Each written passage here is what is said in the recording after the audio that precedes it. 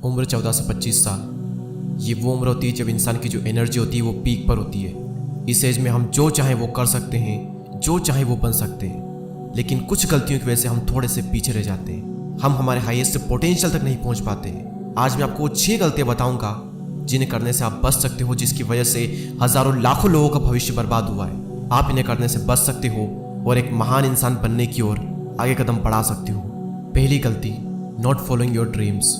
Scientist ने एक बार सर्वे किया जिसमें उन्होंने 40 साल की उम्र वाले 60 लोगों से पूछा कि पास्ट की कौन सी घटनाएं हैं जिनका पछतावा आपको अभी तक होता है। तो उन 60 में से 45 लोगों ने बताया कि उन्हें सबसे ज़्यादा पछतावा ये होता है कि उन्होंने वो काम किए ही नहीं जो वो करना चाहते थे।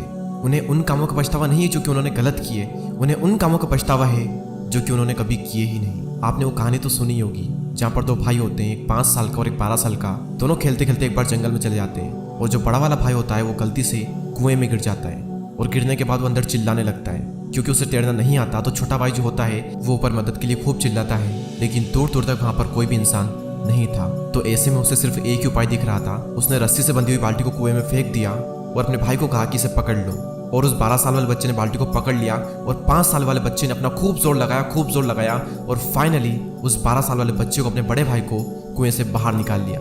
और जब वो दोनों गांव गए और ये सब घर वालों को बताया तो वहाँ पर किसी ने भी उनकी बात का यकीन ही नहीं किया, क्योंकि एक 5 साल का बच्चा 12 साल के बच्चे को कैसे खींच सकता है। लेकिन उस गांव का जो सबसे समझदार आदमी था वो उनकी बात को मान लेता है। सभी लोग उस समझदार व्यक्ति से पूछते हैं कि आखिर उस बच्चे में इतनी शक्ति आई कहाँ से।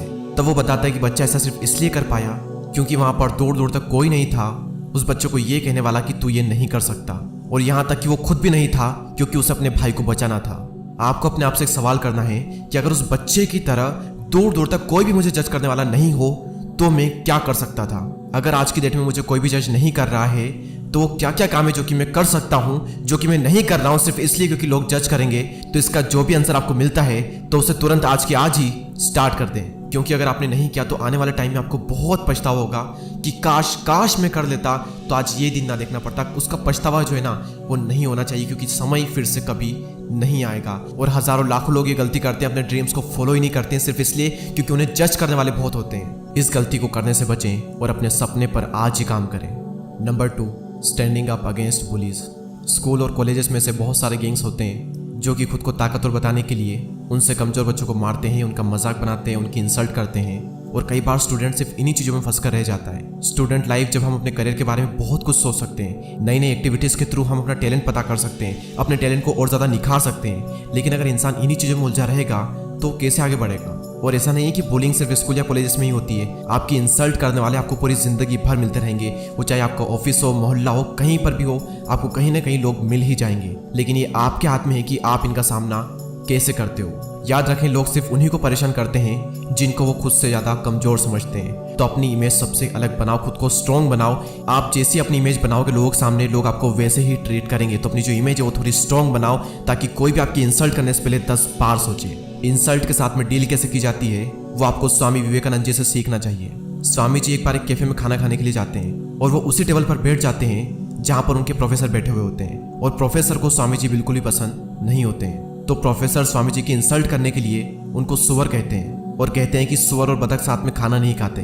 और तभी स्वामी जी कहते हैं कि आप जब बोलोगे मैं उड़कर चला जाऊंगा। स्वामी जी ने यहाँ पर खुद को बतख बना दिया और उनको सुअर बना दिया बिना उनको सुअर कहे। आपको भी ऐसे ही अपनी इंसल्ट का सामना करना सीखना होगा और हो सके तो अपनी इमेज ऐसी बनाओ कि कोई आपका मजाक ही ना बनाए। और अगर थोड़ा बहुत हंसी मजाक दोस्तों में चल भी रहा है तो इट्स ओके, उसे हंसी मजाक में ही ले, ज़्यादा सीरियसली ना ले। लेकिन अगर कोई बार बार आपकी इंसल्ट कर रहा है तो फिर वहाँ पर कुछ करने की ज़रूरत है। वहाँ पर पीछे मत हटो बल्कि उनका सामना करो और अपनी जो इमेज है वो थोड़ी स्ट्रॉन्ग बनाओ। नंबर 3, मौके हाथ से गंवाना। यूट्यूब पर अभी आप ये वीडियो देख रहे हो और यूट्यूब खुद गूगल का प्रोडक्ट है। और फेसबुक जिसको आप सब जानते हो, जिसके इंडिया में 416 मिलियन यूजर्स है।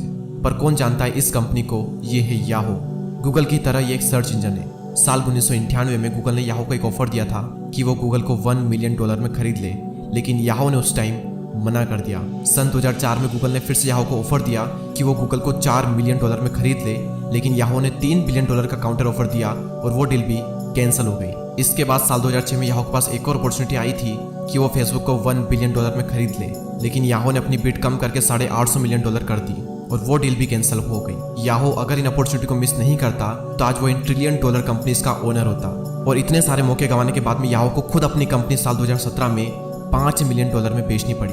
आपने कई साल लोगों को ये कहते हुए सुना होगा कि मैं करना तो बहुत कुछ चाहता हूँ, बस कोई एक मौका मिल जाए। हम सभी की लाइफ में कई सारी अपॉर्चुनिटीज आती है, लेकिन ज़्यादातर लोगों के साथ में एक प्रॉब्लम होती है कि वो इन मौक़ों को पहचान ही नहीं पाते और कई बार पहचान भी लेते हैं और हाथ से जाने देते हैं सिर्फ इसलिए वो सोचते हैं कि कुछ और करेंगे। वो अपने कंफर्ट जोन में अटक कर रह जाते हैं और कुछ नहीं कर पाते।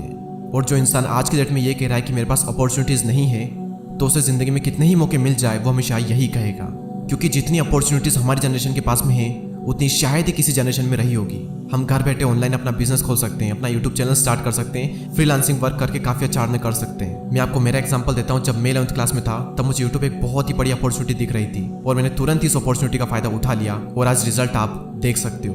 तो अगर आपको भी मेरी तरह कोई अपॉर्चुनिटी दिखती है तो उसे हाथ से जाने मत दो, बल्कि उसका फ़ायदा उठाओ, क्योंकि आपको नहीं पता कि कौन सा मौका आपकी ज़िंदगी बदल सकता है। Number 4, wasting your prime years. आप एक बार इस विजुअल को देखिए।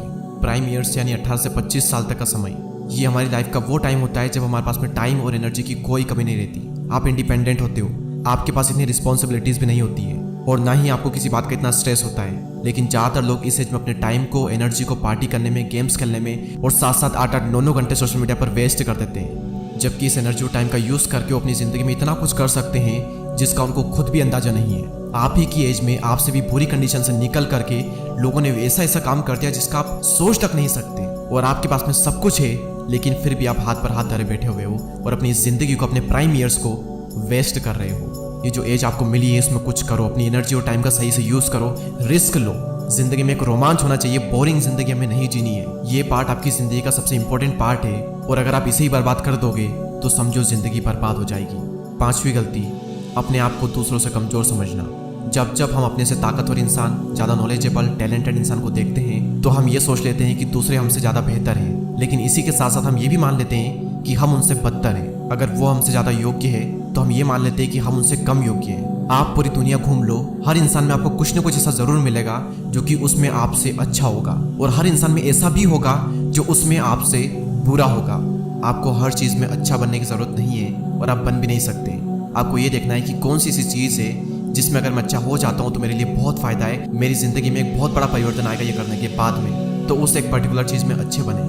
और याद रखना, जब आप किसी एक चीज़ में बहुत अच्छे होते हो तो फिर आपकी बाकी जितनी भी चीज़ें हैं जिनमें आप अच्छे नहीं हो वो सारी इग्नोर कर दी जाती है। जैसे कि विराट कोहली, वो क्रिकेट में इतने अच्छे हैं कि सभी लोगों का ध्यान सिर्फ वहीं पर है। अब इस बात की कोई परवाह नहीं करता कि वो सिर्फ 12th क्लास तक ही पढ़े। आमिर खान एक्टिंग में इतने अच्छे हैं कि सभी का ध्यान सिर्फ वहीं पड़ जाता है, लेकिन कोई इस बात की परवाह नहीं करता कि वो सिर्फ 11th क्लास तक ही पढ़े। तो आपके अंदर इनफाइनाइट एनर्जी और पॉसिबिलिटीज़ है और कुछ ना कुछ चीज़ों में आप बहुत ही अच्छे होंगे और साथ ही साथ कुछ ना कुछ चीज़ों में आप थोड़े कमज़ोर होंगे। तो इन थोड़ी बहुत चीज़ों की वजह से खुद को कमज़ोर ना माने। कमज़ोर आप नहीं बल्कि आपकी सोच है। और जैसा कि मैंने कहा कि किसी एक चीज़ में इतना इंप्रूव हो जाओ, इतना ग्रो कर जाओ कि आपकी बाकी सारी चीज़ें नज़रअंदाज हो जाए और आपकी पहचान सिर्फ उस एक पर्टिकुलर काम से की जाए और बाकी सारी गलतियाँ और बाकी सारी कमियाँ उसकी वजह से छुप जाए। ये थी वो 5 गलतियाँ। छठी जो गलती है वो मैं आपसे जानना चाहता हूँ कि क्या है जो कि आप कर रहे हो या फिर आपके आसपास में कोई कर रहा है या फिर आपने करके उसे सुधार लिया है। मैं आप सबसे जानना चाहता हूँ। तो उस गलती को कमेंट सेक्शन में ज़रूर लिखें और इस वीडियो को लेकर आपकी जो भी राय है वो कमेंट सेक्शन में ज़रूर लिखें। और आगे भी इस चैनल पर काफ़ी सारे हेल्पफुल वीडियो आने वाले हैं, तो उनको मिस ना करने के लिए सब्सक्राइब करके बेल आइकन को प्रेस करें। मैं मिलूंगा आपसे अगली वीडियो में, तब तक के लिए जय हिंद, जय भारत।